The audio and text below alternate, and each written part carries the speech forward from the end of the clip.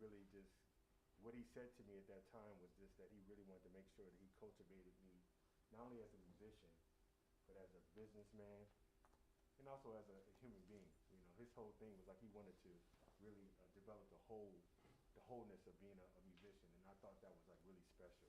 And for me, I needed that.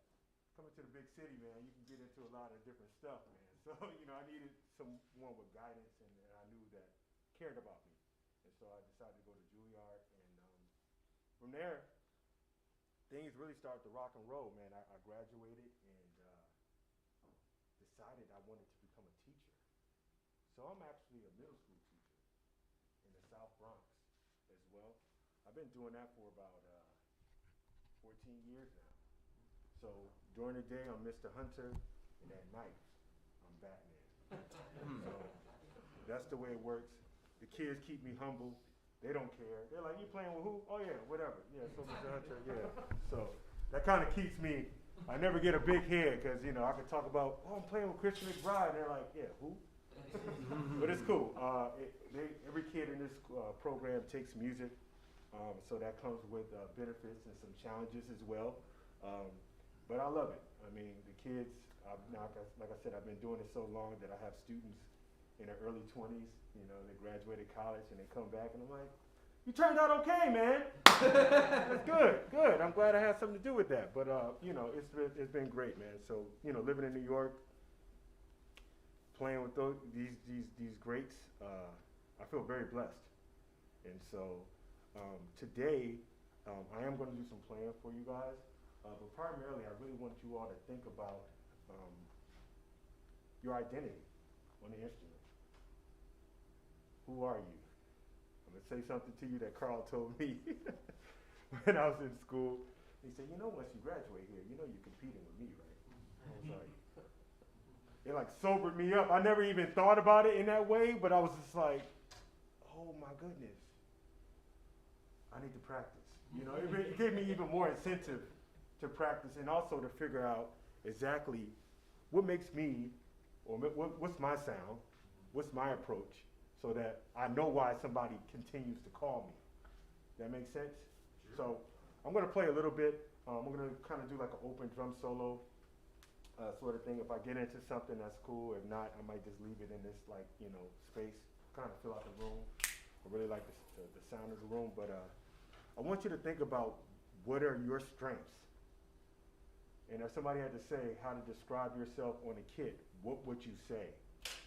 What do you want what do you want your calling card to be? So I say, hey, when I think about so and so, that's what I think about.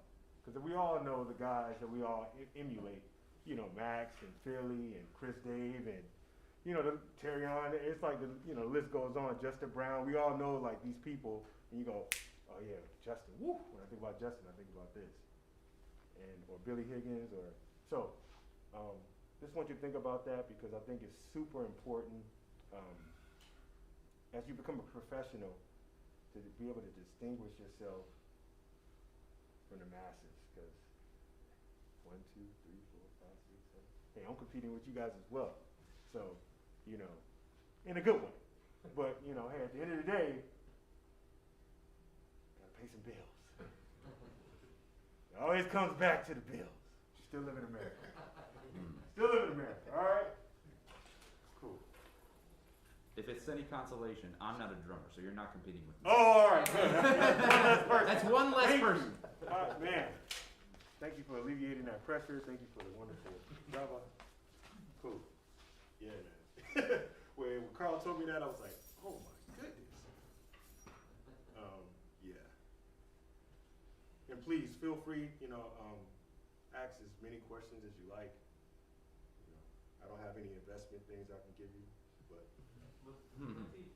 Sorry, don't Sure, go ahead. jump out your gun. Yeah, go ahead. No, please. My name's Jim McNeil. I'm the chair of the program. Oh, pleasure.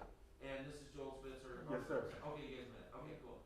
Hey, I had a question just before you play. Okay, good. We were just talking about it. Jim, you and I were just talking about it. We lived in New York and at that way earlier time. What have you found, like, what's like since COVID and how has it like kind of affected the scene like now for these guys? Yeah, I was just telling Andrew on the ride in, COVID actually, you know, it stopped everything, as you all know. And to be in New York and to see that it's like it went silent for a while was pretty scary, I have to say. For me,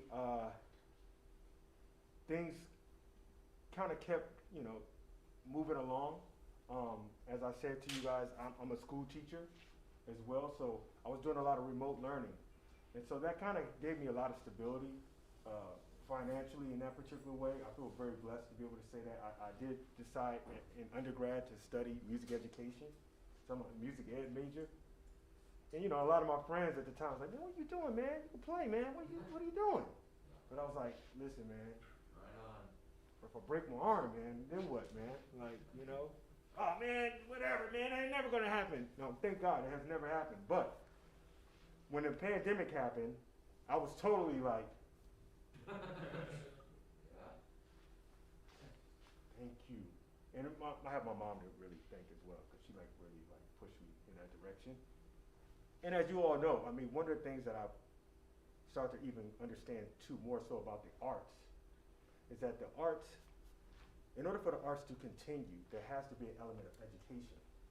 So I consider myself a teaching artist. I'm not just gonna play and not talk to the audience. No, I'm trying to educate you. Because at the end of the day, I need you to come back. I need you to understand exactly what I'm doing here, so we're all having this conversation together, and not that you're just sitting back going, play for me. Because it's, you know, it's a high level approach to what we're doing.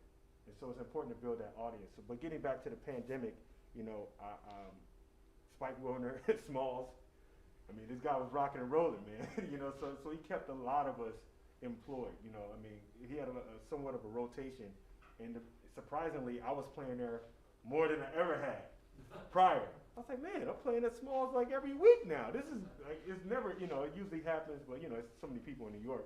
But being that the pandemic stopped some things, now it's starting to come back. I have to say, people are out. You know, New York is back stronger than ever, and I'm doing some traveling. This month has been very. I've been going on the road a lot. I recently just had a baby, my wife and I. So my daughter, thank you. Yes, yeah. I'll show you pictures later. 7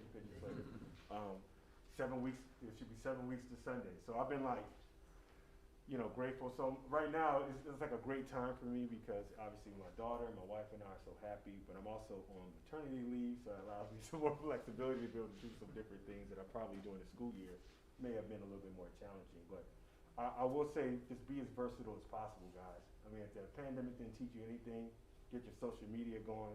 I'm not a huge social media guy, but I see the importance of it. And I mean, from that, like from a YouTube standpoint, just putting yourself as an educator, again, knowing your strengths, create your channel. So, like a good friend of mine, Quincy Davis, you guys know Quincy, you know, he's rocking.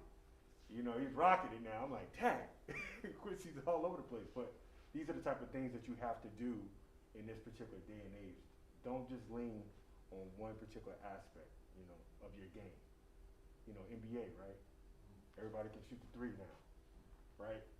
You gotta have some threes, you gotta be able to do the dunk, you gotta have, you know, some passing ability, so all these things have to be together.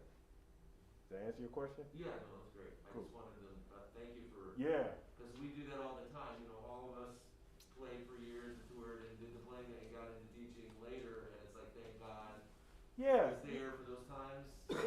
I mean, even now, you know, for those of you who are thinking about, you know, later on down the line, it's great to be able to pick and choose. Right on. I've been in a situation in New York where I've been able to thrive. You know, like, hey, cool. If it's not ringing, I'm like, cool. I mean, but I you know, obviously I love to play, but you know, and I'm also gonna be able to say, no, I don't want to do that gig. Yeah, that's cool. I've reached a certain level, and it's taken me 15 years to get there. So, you know, this weekend will be my second time performing with Mr. McBride. And, you know, I've met him in, you know, passing, but it takes time. You know, so even being in New York, like the grind of just being in New York is, we could talk about that. That's like a whole nother like mental space that you have to be in because, hey, if you can make it there, you can make it anywhere. But it's a different beast, you know. And not that things are cutthroat because I've met some of the most beautiful people there, but it's a lot happening, man. It's a lot of people. All right. Any other questions? It's okay. I can play. I've got questions, but I would like to hear you play. Oh, okay. All right. No worries.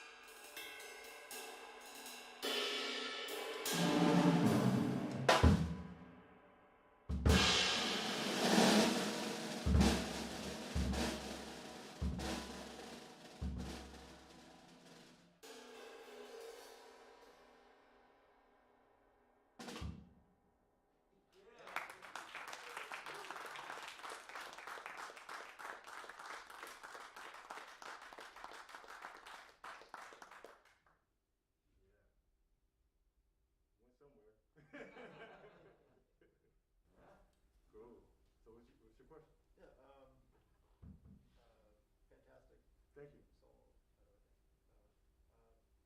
I know myself, I struggled, especially after my undergrad, trying to find my own sound.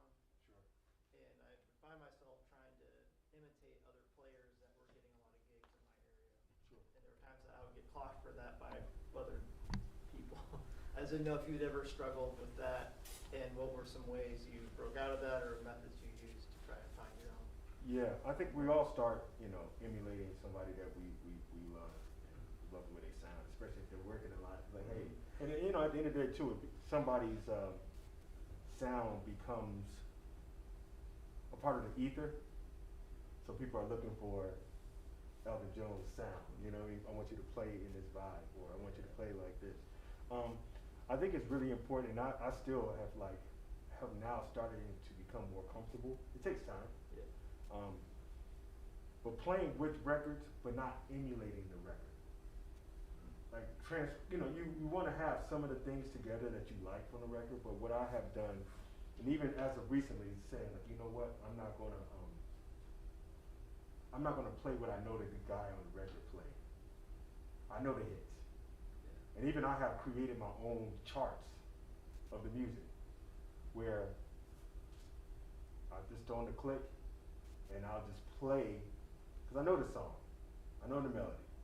So let me just play it how I would phrase it.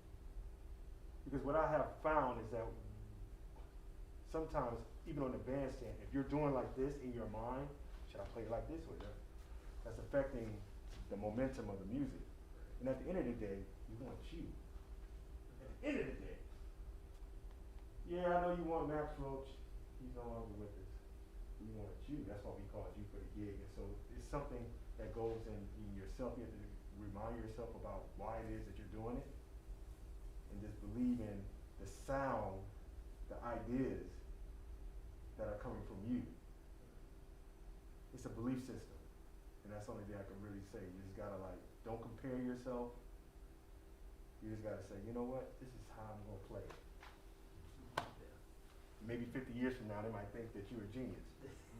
You know what I'm saying? Like, I mean, being sarcastic, but there's something to say about that. Yeah. Yeah, sure. I always ask all the drummers, we love cymbals. I wanted to know, what is your input about choosing the sound of your cymbals? In this case, I can see that you use a small cymbal. Your pega is a 15? Yeah, so that's the thing I was saying, is like a small rise but big pega. So can you tell us a little bit of your... I've been going back and forth a lot. It's something about this trashiness that I like. I feel like the 14s and the 13s, they're too crispy in that way. And now, also who I'm playing with, I'm not necessarily having to keep that much time in that way. Playing with Kenny Garrett, this wouldn't work, right? And I've also now just, a friend of mine, shout out to Octavio, he hand hammers his own cymbals, and I was using an OK for a while, and I cracked it. You tell me about it. I cracked it playing with Kenny, man. Not a good idea. Now, Clarence Penn saw me on the road. He said, man, you got that K out here with Kenny? Are you crazy? I'm like, nah, man, it's cool. He said, man, that cymbal's gonna crack. Ah, man, you know what he's talking about. A year later, I was like, oh my God, it's cracked. So I don't use it that much, but that's really my sound.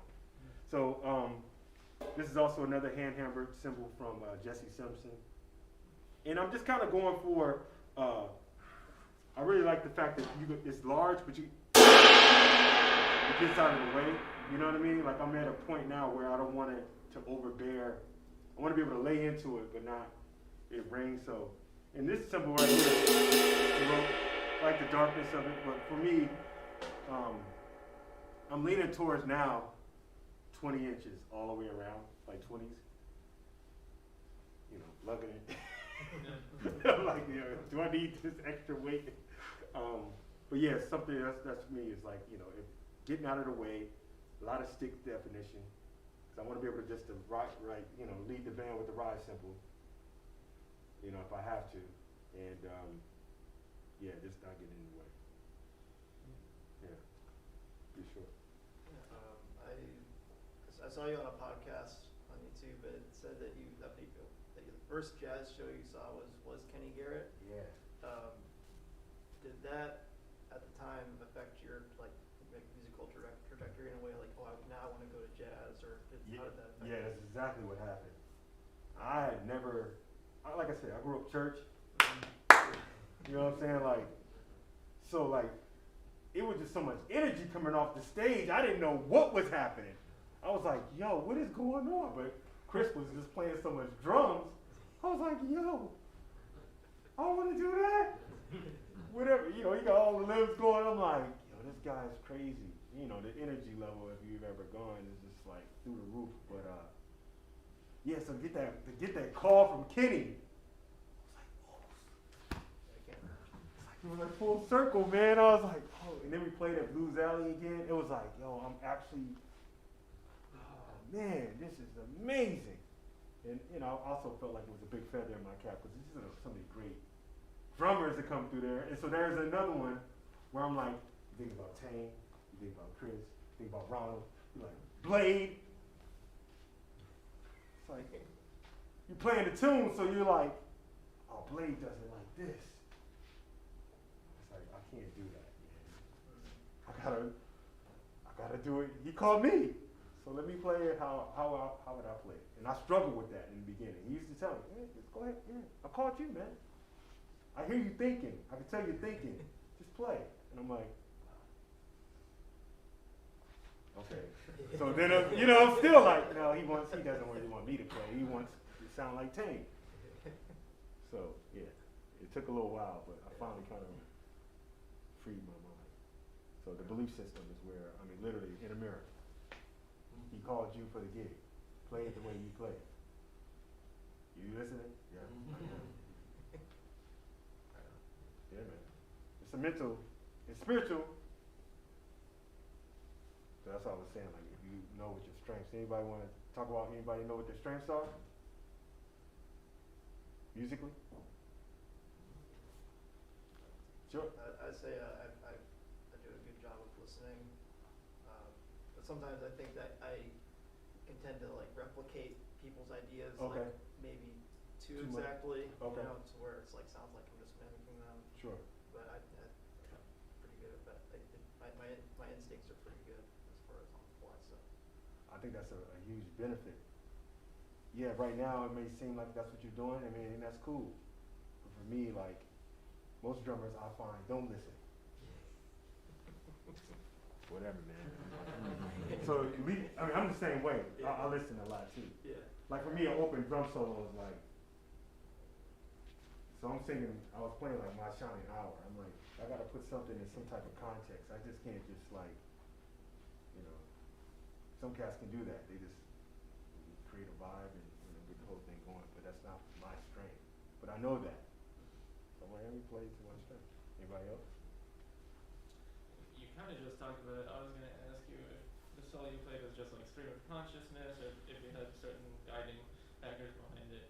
So I'm wondering, other than like the tune, if there was anything else you were kind of actively thinking about to make it come out the way that it did. Yeah, I didn't do a lot of it, but I'm really trying to get into this thing where I want to be the Miles. I want to be like not early Miles, but like the minimalistic approach to drumming. Like I want to just like not even play rudiments, like in a way. I'm getting to that point. I don't know what's going on with me, but that's where I'm hearing it. And so, but then I also know I'm in a drum clinic, so I feel like I gotta play some drums. Does that make sense? Yeah. You know what I mean? It's like, oh, I gotta play some drums, man. But it's like, actually, what I'm really hearing is just like,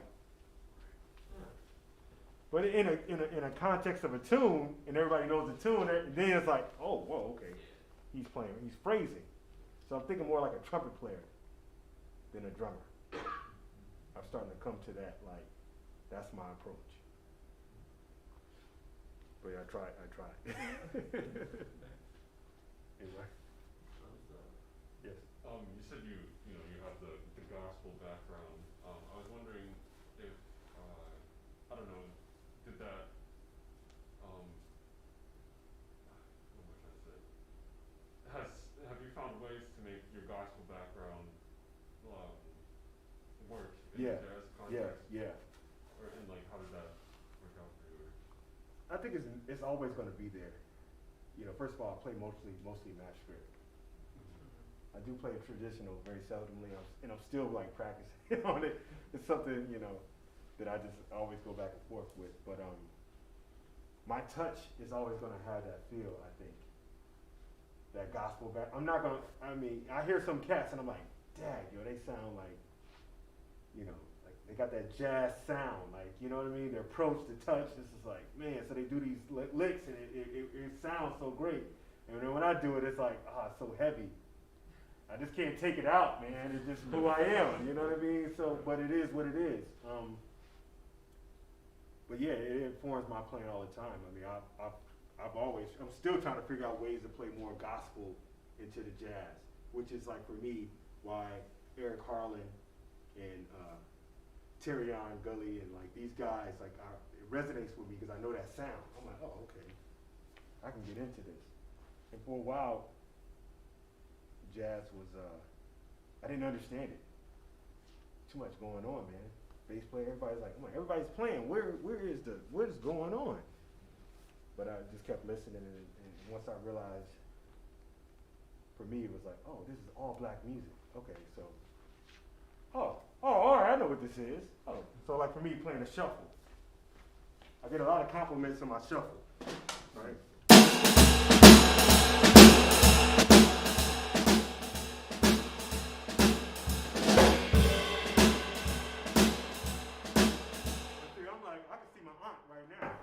You know what I'm saying? Like, I can see her, like, in the kitchen. Like, so I'm like, that's what you want? Oh, man, how you play a shuffle? I'm just thinking about, I got that cultural reference. So it's, you know, I can smell the chicken.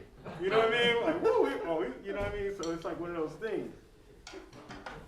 But, and I'm also thinking gospel, because it comes from, you know, whoa.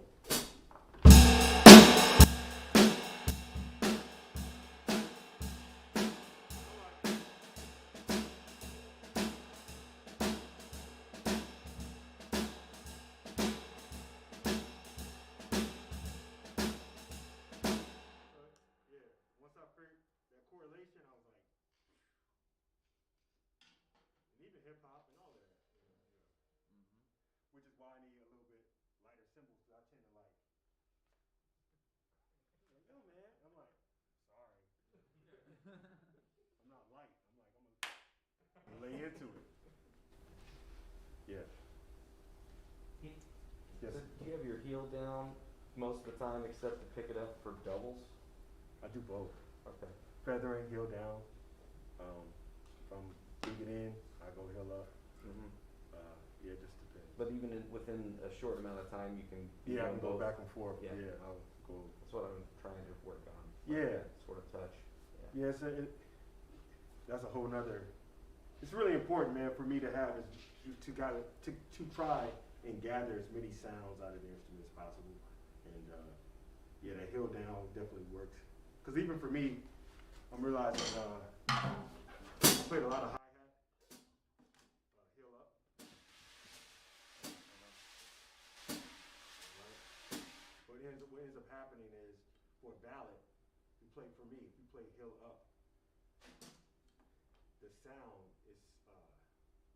is so small, so tight, right? That you gotta be like precise, like a surgeon, to play that quarter note right in the middle. So I play heel down, which gives a fatter sound instead of this. You know what I mean? So that's the approach that I use. The slower the tempo, heel down for the hi-hat. Because I want that quarter note, I want to fatten up that quarter note as much as possible. But if I'm playing up tempo, I can't. It's hard for me to do it. To keep it consistent, the sound. Does that make sense? Cool. Yeah. Yeah. You mentioned you're a middle school teacher. Yes. So I'd imagine that, you know, you're probably teaching a lot of, you know, younger kids who are not as experienced with playing jazz or are relatively new to it and stuff like that. So I'm an educator myself. I'm a TA here. So Okay. I'm just wondering, how do you go about, you know, like teaching some of the fundamentals of like, you know, just keeping time and not losing the form, because, you know, it's one of those things that kind of comes naturally to, you know, people who are more professional. So it's kind of hard to get this concept of like just feel 4-bar phrases and you won't lose the form, but then they still lose the form. Right. So it's like, I wonder, how do you go about that whole process? So, you know, the best thing about the school is that I get them in 5th grade, and so they're super young. It's actually not a jazz program. It's more like a pops orchestra. So I have like drums, keyboards, electric bass, violins, violas, cellos. I mean, I got like an ensemble, man. It's about 180 kids. Wow. Yeah, hey, oh, stop. Hey. And so there's a lot of culture I have to instill in the beginning, you know. But basically, what I do, you know, is I watch them during recess. To be honest with you, I'm like, this kid's running real fast. This kid looks pretty good. Okay, all right, you might be a good drummer. She might be a good drummer. Okay, now come over here, and I just like see the coordination. I'm playing like rock stuff mostly, you know, and then like I have a few students who have gone off to the premier performing arts school, which is LaGuardia in New York City, and you know, by like 7th or 6th grade, if I see that the coordination is there, then I start introducing them to the pattern. And I'm not really going over form as much. I really stick to the blues in the very early stages, like, because everybody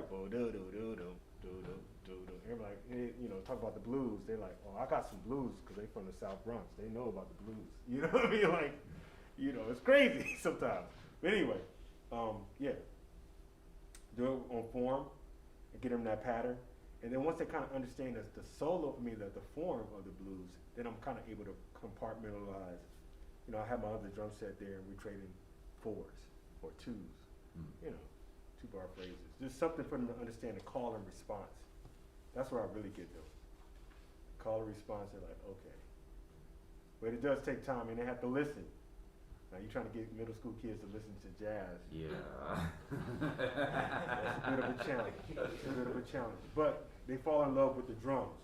And that's where I get them, and I kind of use that as a vessel. Yeah. Great. Thank you. Yeah. Yes. So when you're trying to like develop your own sound, do you mostly listen to people who are like have a similar background or a similar sound as you in the moment, or do you focus more on people who like are where you want to go as a musician? Both. Primarily though, I do something similar to you, like who's working a lot right now. Okay, let me check this out. Or who do I want to work with? So like right now, I'm playing with the big band, but I want to play small. You know, small groups. I'm checking out. Carl, you better watch out. And then, you know, hey, if you ever need me for the small group, I know the music. So I'm checking that out, like literally the last few months. Just like randomly, so I was really happy that Christian, I got the call. So I was like, oh, okay, it's one step closer. All right. Keep doing your homework. And so I'm checking out the music and also checking out like younger guys. You know, if you have something, man, I'll be like, oh, what you doing? Because it's important to listen. And for me, I want to be versatile as possible. I always say I want to be able to play with Mary J. Blige, play with Kenny Garrett the same weekend. That's like, oh man, I'm like, yeah. Got the Aaron Spears going, and I'm gonna go swing a little something. So, and that's why another group that I play with, Dave Stryker, I really like that group as well because it's, you know, play some grease, play some shuffle, you know, swing something, play some funk. It's like, oh, that's a perfect gig for me, doing it all. Are you ever like actively trying to play like yourself, or are you just not specifically trying to copy something and then just trusting that your influences and just you will kind of come out through your own natural playing? You're always going to be there. Yeah. Even if you play the Max Roach lick, it's going to sound like you. Yeah. I know it's not going to be Max. I'm like, okay. Yeah, he's going for that approach, but it's just like words, right? We're using the same set of words, but you sound different. Yeah. So are you consciously thinking about sounding different? No, it's just like, so it's the same kind of concept where you may pick up, more words or, extend your vocabulary, but what I also like to do, and one of the best things about my gospel chop days is like when you shedding with somebody else and they play a phrase and they show you what it is and then you take it and you flip it and go another way with it. So now it's like, okay, I'm playing the same phrase, but, and even for me, like with transcribing, I'll transcribe the solo, but I'll know it so well that now I can phrase over the transcription. That's where you're like, okay, now you're getting to you. Because you're taking a language, and now it's so internally in your body that you can do whatever you want. Like I think about the intro to Stablemates with with Philly. Yeah, Philly and Bags. Stablemate, yeah. Shakum, dakum, dakum, dakum. You know what I'm saying? So I'm like, I can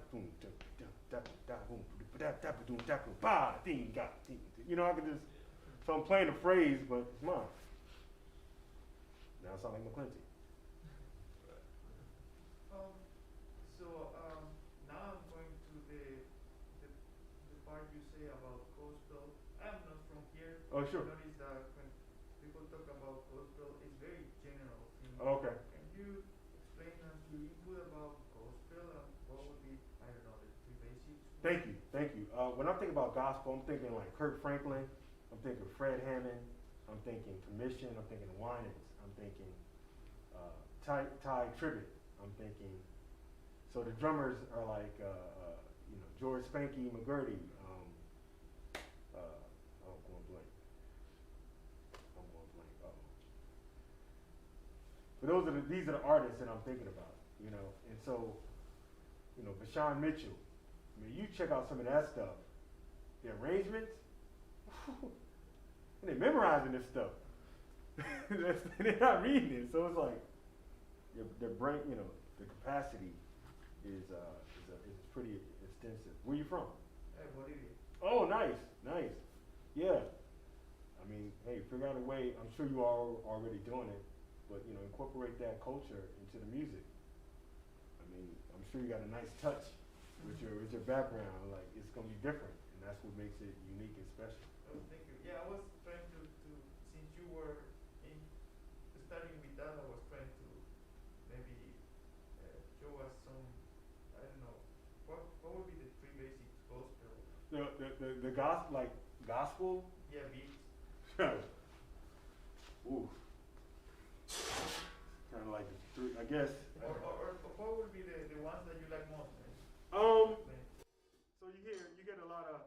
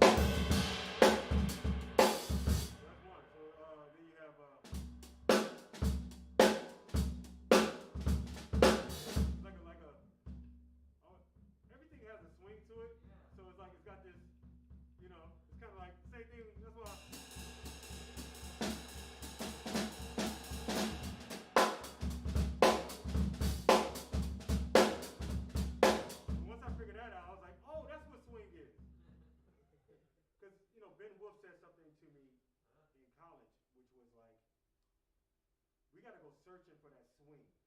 It's not in the air. Like back then it was just like around. So like for me I had to know like how does this actually move? Like and I was like, oh okay, it's that. And for me I kind of got that from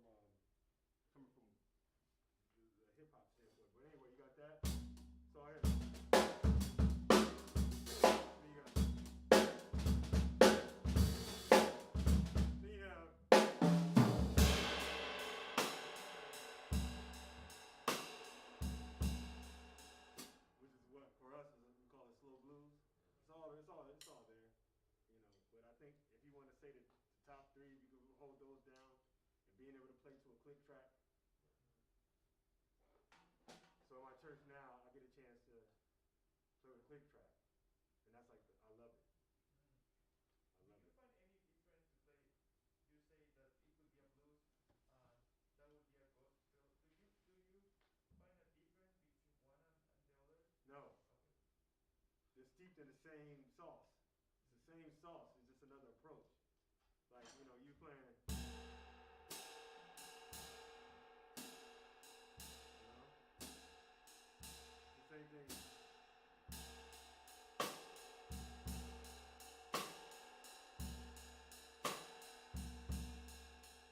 Listen to some old, like some Ray Charles, man. That'll get you in there, you know. But I know we're getting close to that time. How about a huge hand for Yeah.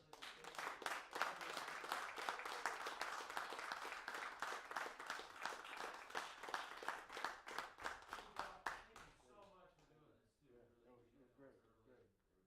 And I'll give you guys my contact information if you ever want to, come to the city or whatever. Yeah, we can exchange information. It'd be cool. Good lesson, guys. Yeah, it's fun. Yeah. Anybody think about moving to New York? Well, you guys are still, you got a couple more years, huh? Yeah. Well, except this young man. You're out of here.